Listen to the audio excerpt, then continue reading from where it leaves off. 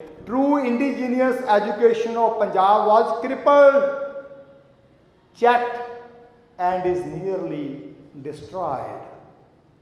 देखो किन्ने खतरनाक अंग्रेजी के शब्द ने, क्रिपल, चैक, डिस्ट्रॉय। पर तुहाडे विधिक ढांचे नूं कहंदा मैं कीता, क्लेम करदा है 50 साल ਲਈ आया सी, 33 साल कहंदा भोग पाता इन्हां दे विधिक ढांचे दा। A campaign to burn all Punjabi Qaidas was planned in 1858 that searched each and every house of a village, collected Punjabi Qaidas and burned them. ਉਹਦੇ ਸ਼ਬਦ ਨੇ ਕਿ ਅਸੀਂ ਆਏਂ ਕੰਮ ਕੀਤਾ, ਤੁਹਾਡੇ ਘਰ ਘਰ ਦੀ ਪਿੰਡ ਪਿੰਡ ਦੀ ਤਲਾਸ਼ੀ ਲਈ ਗਈ, ਕਾਇਦੇ ਇਕੱਠੇ ਕੀਤੇ ਪੰਜਾਬੀ ਦੇ, ਉਹਨਾਂ ਨੂੰ ਸਾੜ ਦਿੱਤਾ ਗਿਆ। ਮੈਂ ਇੰਗਲੈਂਡ ਦੀਆਂ ਸਾਰੀਆਂ ਲਾਇਬ੍ਰੇਰੀ ਛਾਣ ਮਾਰੀਆਂ ਨੇ, ਮੈਨੂੰ ਕਿਤੇ ਇਹ ਕਾਇਦਾ ਨਹੀਂ ਮਿਲਿਆ। ਪਾਕਿਸਤਾਨ ਦੇ ਵਿਦਵਾਨਾਂ ਦੇ ਨਾਲ ਸੰਪਰਕ ਬਣਾ ਕੇ ਜਿਹੜੇ ਲਿਟਰੇਚਰ ਤੇ ਸਾਹਿਤ ਤੇ ਕੰਮ ਕਰਦੇ ਨੇ ਉਹਨਾਂ ਨੂੰ ਪੁੱਛਿਆ ਤੁਹਾਡੀ ਕਿਤੇ ਲਾਇਬ੍ਰੇਰੀ ਵਿੱਚ ਇਹ ਕਾਇਦਾ ਮੌਜੂਦ ਹੋਵੇ। ਅਜੇ ਤੱਕ ਕੋਈ ਨੌਲੇਜ ਨਹੀਂ ਇਹ ਪਬਲਿਕ ਡੋਮੇਨ 'ਚ ਕਿਤੇ ਕਾਇਦਾ ਹੈ ਕਿ ਨਹੀਂ। ਇਸ ਵਿਦਿਅਕ ਢਾਂਚੇ ਦਾ, ਇਸ ਵਿਦਿਅਕ ਸਮੱਗਰੀ ਦਾ ਇਸ ਤਰ੍ਹਾਂ ਘਾਣ ਕੀਤਾ ਗਿਆ ਕਿ ਮੇਰੇ ਤਾਂ ਅਜੇ ਤੱਕ ਨੌਲੇਜ ਵਿੱਚ ਨਹੀਂ ਆ ਸਕਿਆ। ਬਹੁਤ ਥਾਵਾਂ 'ਤੇ ਮੈਂ ਮੰਚ 'ਤੇ ਗੱਲ ਕਹੀ ਹੈ, ਕਿਸੇ ਨੂੰ ਕਿਤੋਂ ਸੁਲਗ ਮਿਲੇ, ਕੋਈ ਪੰਨਾ ਮਿਲੇ, ਕੋਈ ਇਹ ਕਾਇਦਾ ਮਿਲੇ ਕਿਸੇ ਲਾਇਬ੍ਰੇਰੀ ਵਿੱਚ ਪਿਆ ਤਾਂ ਜ਼ਰੂਰ ਇਸ ਨੂੰ ਪਬਲਿਕ ਕਰੋ। ਉਹ ਕਿਹੋ ਜਿਹਾ ਕਾਇਦਾ ਸੀ ਜਿਹਦੇ ਕੋਲੋਂ ਅੰਗਰੇਜ਼ ਹਕੂਮਤ ਥਰ ਥਰ ਕੰਬਦੀ ਸੀ ਤੇ ਉਹਨੂੰ ਘਰਾਂ ਦੇ ਵਿੱਚੋਂ ਤਲਾਸ਼ੀ ਲੈ ਲੈ ਕੇ ਉਸ ਕਾਇਦੇ ਨੂੰ ਸਦਾ ਲਈ ਸਾੜਨਾ ਪੈ ਗਿਆ। ਅੰਗਰੇਜ਼ਾਂ ਨੇ ਆਪਣੀ ਲਾਇਬ੍ਰੇਰੀ ਵਿੱਚ ਵੀ ਉਸ ਕਾਇਦੇ ਨੂੰ ਰੱਖਣਾ ਜ਼ਰੂਰੀ ਨਾ ਸਮਝਿਆ। ਆਖਰ ਉਹ ਕਾਇਦਾ ਕਿਹੋ ਜਿਹੀ ਤੋਪ ਸੀ ਜਿਹੜੀ ਨੂੰ ਸਾੜ ਦੇਣਾ ਅੰਗਰੇਜ਼ ਹਕੂਮਤ ਦੀ ਸਿਰਦਰਦੀ ਬਣੀ ਹੋਈ ਸੀ। ਤੇ 1857 ਦੇ ਗਦਰ ਨੂੰ ਬਹਾਨਾ ਬਣਾ ਕੇ 1858 ਵਿੱਚ ਤੁਹਾਡੇ ਬਜ਼ੁਰਗਾਂ ਦੇ ਸੰਦੂਕਾਂ ਦੀਆਂ ਤਲਾਸ਼ੀਆਂ ਲਈਆਂ ਗਈਆਂ, ਤੁਹਾਡੇ ਘਰਾਂ ਦੇ ਮੰਜਿਆਂ ਦੇ ਬਿਸਤਰੇ ਚੱਕ ਚੱਕ ਕੇ ਝਾੜੇ ਗਏ, ਕਿਤੇ ਕਾਇਦਾ ਰਹਿ ਨਾ ਜਾਵੇ। ਉਹ ਕਾਇਦੇ ਫੌਜ ਨੇ ਇਕੱਠੇ ਕੀਤੇ, ਉਹਨਾਂ ਨੂੰ ਸਾੜਿਆ ਗਿਆ।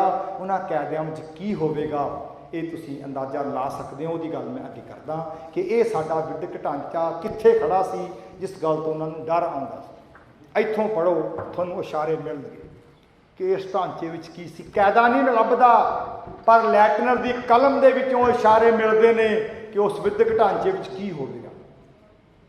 ਕਹਿੰਦਾ ਅਸੀਂ ਕਾਇਦੇ ਸਾੜ ਦਿੱਤੇ। Gurus still continue to teach the sacred ਗ੍ਰੰਥ, ਪਰ ਗੁਰੂ ਉਹ ਲਿਖਦਾ ਅਧਿਆਪਕਾਂ ਨੂੰ ਕਿ ਅਧਿਆਪਕਾਂ ਨੇ ਸੇਕਰਡ ਗ੍ਰੰਥ ਗੁਰੂ ਗ੍ਰੰਥ ਸਾਹਿਬ ਦੇ ਸ਼ਬਦਾਂ ਨੂੰ ਪੜ੍ਹਾਉਣਾ ਜਾਰੀ ਰੱਖਿਆ। Writing the words which came from the mouth of the founder of there religion in Gurmukhi, but then as now the alphabet and the language Punjabi were considered barbarous। कितना खतरनाक शब्द है, किहो जिहा नेगेटिव शब्द है barbarous, and were not used by us for purposes of elementary secular instruction। कहता असी पंजाबी प्रति गुरमुखी प्रति इहो जी नफरत पैदा कर दी कि ये अनपढ़ां दी गवारां दी बोली है। सिखां ने उन्होंने पढ़ाउणा जारी रखिया पर असी उन्होंने विद्यक ढांचे विचों उस भाषा नूं बिल्कुल अलग कर दिता कि पंजाबी दा ये गुरमुखी दा कोई सरोकार नहीं है विद्या दे नाल। कहंदा देखो कलम सच किवें बोलदी है। कहंदा sacred classical languages without which the vernaculars cannot be developed became more and more restricted to the priestly classes।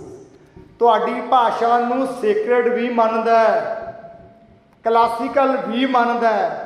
Classical पता की हुंदा है? वो भाषा जां कोई भी चीज़ ਜਿਹੜੀ ਘੜ ਘੜ ਕੇ ਕਸਵੱਟੀਆਂ ਤੇ ਲੱਗ ਲੱਗ ਕੇ ਇੱਕ ਨਿਖਰਿਆ ਹੋਇਆ ਰੂਪ ਹੁੰਦਾ। ਆਪਾਂ ਕਲਾਸੀਕਲ ਮਿਊਜ਼ਿਕ ਕਹਿੰਦੇ ਆ ਨਾ, ਨਿਖਰੀ ਹੋਈ ਚੀਜ਼। ਤੁਹਾਡੀ ਲੈਂਗੁਏਜ ਨੂੰ ਕਹਿੰਦਾ ਕਲਾਸੀਕਲ, ਪਵਿੱਤਰ। ਕਹਿੰਦਾ ਜਿਹੜੀ ਭਾਸ਼ਾ ਤੋਂ ਬਿਨਾਂ ਦਿਲ ਦਿਮਾਗ ਨੂੰ ਟਣਕਾਇਆ ਹੀ ਨਹੀਂ ਜਾ ਸਕਦਾ। Without which the vernaculars can not be developed, ਤੁਹਾਨੂੰ ਅੰਦਰੋਂ ਝੰਜੋੜਿਆ ਹੀ ਨਹੀਂ ਜਾ ਸਕਦਾ। ਕਹਿੰਦਾ ਅਸੀਂ ਉਸ ਭਾਸ਼ਾ ਨੂੰ ਸਿਰਫ ਪੁਜਾਰੀਆਂ ਤੱਕ ਸੀਮਿਤ ਕਰ ਦਿੱਤਾ ਜਿਹਦੇ ਅੰਦਰ ਮਾੜੀ ਮੋਟੀ ਵੀ ਜਗਦੀ ਕਣੀ ਹੈ ਨਾ। ਇਹ ਲੈਟਨਰ ਦੇ ਸ਼ਬਦ ਨੇ, ਇਹਨਾਂ ਨੂੰ ਪੜ੍ਹੋ ਤੇ ਤੁਹਾਡੀ ਰਾਤ ਦੀ ਨੀਂਦ ਜੇ ਇਹਨੇ ਨਾ ਗਵਾਈ।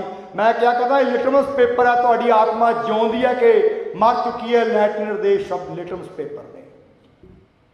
ਤੁਹਾਡੀ ਭਾਸ਼ਾ ਨੂੰ ਪਵਿੱਤਰ ਮੰਨਦਾ ਹੈ, ਕਲਾਸੀਕਲ ਮੰਨਦਾ ਹੈ, ਮੰਨਦਾ ਹੈ ਕਿ ਇਹੀ ਇੱਕ ਭਾਸ਼ਾ ਦਿਲ ਦਿਮਾਗ ਨੂੰ ਹਿਲਾ ਕੇ ਲੀਹ ਤੇ ਚਾੜ ਸਕਦੀ ਹੈ, ਪਰ ਕਹਿੰਦਾ ਮੈਂ ਇਹੋ ਜਿਹਾ ਕੰਮ ਕਰ ਚੱਲਿਆ, ਇਹ ਭਾਸ਼ਾ ਸਿਰਫ ਮੈਂ ਗ੍ਰੰਥੀਆਂ ਤੱਕ ਪੁਜਾਰੀਆਂ ਤੱਕ ਛੱਡ ਦਿੱਤੀ ਹੈ, ਆਮ ਲੋਕਾਂ ਨੂੰ ਭੁਲਾ ਦਿੱਤਾ ਹੈ ਸਭ ਕੁਝ ਕਿ ਕੀ ਸੀਗਾ ਇਹ। Here is a typical Sikh village, ਇਹ ਵੀ ਉਹਦੇ ਸ਼ਬਦ ਨੇ, in which everyone before annexation could read and write. Village ਚੂੜੀਆਂ Kalan in the Sialkot district, out of the population of 1500, only 10% know Gurmukhi and 1 Urdu. ਜਿਹੜੇ ਪਿੰਡ ਦਾ 1500 ਦਾ 1500 ਬੰਦਾ ਪੜ੍ਹਿਆ ਲਿਖਿਆ ਸੀ, 1882 ਚ ਕਹਿੰਦਾ 11 ਬੰਦੇ ਰਹਿ ਗਏ ਨੇ। ਲਾਓ ਹਿਸਾਬ, 1500 ਤੋਂ 11 ਕਿੰਨੇ % ਬਣਦਾ? 1% ਨਹੀਂ ਬਣਦਾ, 1% ਨਹੀਂ ਬਣਦਾ। ਜਿੱਥੇ 1849 ਦੇ ਵਿੱਚ ਕਹਿੰਦੇ ਨੇ ਕਿ ਲਗਭਗ 100% ਪੜ੍ਹਾਈ ਸੀ। ਇੱਦਾਂ ਤੁਹਾਡਾ ਘਾਣ ਹੋਇਆ। ਜਾਗ ਪਾਓ, ਅਜੇ ਵੀ ਜਾਗ ਪਾਓ। ਇਹ ਇਤਿਹਾਸ ਤੁਹਾਡੇ ਸਕੂਲਾਂ ਦੇ ਸਿਲੇਬਸ ਦਾ ਹਿੱਸਾ ਹੋਣਾ ਚਾਹੀਦਾ ਹੈ। ਨਾ ਤੁਹਾਨੂੰ ਕਿਸੇ ਪੜ੍ਹਾਇਆ, ਨਾ ਮੈਨੂੰ ਕਿਸੇ ਪੜ੍ਹਾਇਆ। ਇਹ ਮੈਨੂੰ ਇੱਕ ਗੋਰੇ ਨੇ ਕਿਵੇਂ ਦੱਸਿਆ, ਤੁਸੀਂ ਮੇਰੀਆਂ ਵੀਡੀਓਜ਼ ਵਿੱਚ ਉਹ ਸੁਣ ਲਿਆ ਹੋਵੇਗਾ, ਮੈਂ ਉਹਦਾ ਹੁਣ ਦੁਬਾਰਾ ਉਹ ਵਿਸਥਾਰ ਨਹੀਂ ਕਰਾਂਗਾ, ਪਰ ਇਹ ਸਾਡੀਆਂ ਕਿਤਾਬਾਂ ਦਾ ਹਿੱਸਾ ਹੋਣਾ ਚਾਹੀਦਾ ਹੈ, ਸਾਡੇ ਵਿਦਿਅਕ ਅਦਾਰਿਆਂ ਦੇ ਸਿਲੇਬਸ ਦਾ ਹਿੱਸਾ ਹੋਣਾ ਚਾਹੀਦਾ ਹੈ। ਫਿਰ ਕੀ ਕਹਿੰਦਾ? ਕਹਿੰਦਾ ਅਸੀਂ ਇਸ ਭਾਸ਼ਾ ਨੂੰ ਆਪਣੇ ਵਿਦਿਅਕ ਅਦਾਰਿਆਂ 'ਚ ਰੋਕ ਲਿਆ। ਇਹ ਵੀ ਲੈਟਿਨ ਦੀ ਕਲਮ ਦੇ ਸ਼ਬਦ ਨੇ। ਕਹਿੰਦਾ still the influence of old associations and of the striking inventions of modern time combined with the prestige of the ruling race rendered the people susceptible to any form of education that government might wish to foster. ਕਹਿੰਦਾ ਪਹਿਲਾਂ ਤਾਂ ਸਿੱਖਾਂ ਨੇ ਆਪਣੀਆਂ ਧਰਮਸ਼ਾਲਾਵਾਂ ਦੇ ਵਿੱਚ, ਇਹ ਪਿੰਡਾਂ ਦੇ ਵਿੱਚ ਇਹ ਸ਼ਬਦ ਪੜ੍ਹਾਉਣੇ ਜਾਰੀ ਰੱਖੇ, ਪਰ ਹੌਲੀ ਹੌਲੀ ਕਹਿੰਦਾ ਅਸੀਂ ਵੀ ਆਪਣਾ ਕੰਮ ਕਰਦੇ ਰਹੇ। ਹੌਲੀ ਹੌਲੀ ਇਹ ਜਜ਼ਬਾ ਖਤਮ ਹੋ ਗਿਆ ਤੇ ਲੋਕਾਂ ਨੇ ਪ੍ਰਵਾਨ ਕਰ ਲਿਆ ਕਿ ਜੋ ਅੰਗਰੇਜ਼ ਪੜ੍ਹਾਉਂਦਾ ਚੱਲ ਠੀਕ ਹੀ ਹੈ। ਇਹ ਉਹ ਵਕਤ ਸੀ ਜਦੋਂ ਸੰਤ ਬਾਬਾ ਅਤਰ ਸਿੰਘ ਹੋਰਾਂ ਦੀ ਜ਼ਮੀਰ ਨੂੰ ਪਰਮਾਤਮਾ ਨੇ ਹਲੂਣਿਆ, ਤੇ ਜਦੋਂ ਸਾਡੇ ਇਹਨਾਂ ਵਿਦਿਅਕ ਅਦਾਰਿਆਂ ਦਾ ਘਾਣ ਹੋ ਰਿਹਾ ਸੀ, ਉਸ ਵਕਤ ਉਹਨਾਂ ਨੇ ਵਿਦਿਅਕ ਅਦਾਰਿਆਂ ਦੀ ਸਥਾਪਨਾ ਕੀਤੀ। ਸੋ ਅਸੀਂ ਉਸ ਅਦਾਰੇ 'ਚ ਬੈਠੇ ਹਾਂ ਜਿਸ ਅਦਾਰੇ ਦਾ ਜਨਮ ਇਹ ਲੈਟਿਨ ਦੇ ਕੰਮ ਤੋਂ ਪ੍ਰਭਾਵਿਤ ਹੋਣ ਤੋਂ ਬਾਅਦ ਹੀ ਹੋਇਆ, ਪਰ ਪਤਾ ਨਹੀਂ, ਸ਼ਾਇਦ ਸਾਨੂੰ ਪਤਾ ਹੈ ਕਿ ਨਹੀਂ, ਕਿ ਬਾਬਾ ਅਤਰ ਸਿੰਘ ਹੋਰਾਂ ਦੀ ਜ਼ਮੀਰ ਨੂੰ ਕਿਹਨੇ ਤੇ ਕਿਵੇਂ ਹਲੂਣਿਆ। ਕੀ ਸਾਡੇ ਵਿਦਿਆਰਥੀ ਇਸ ਇਤਿਹਾਸ ਤੋਂ ਜਾਣੂ ਨੇ ਕਿ ਨਹੀਂ?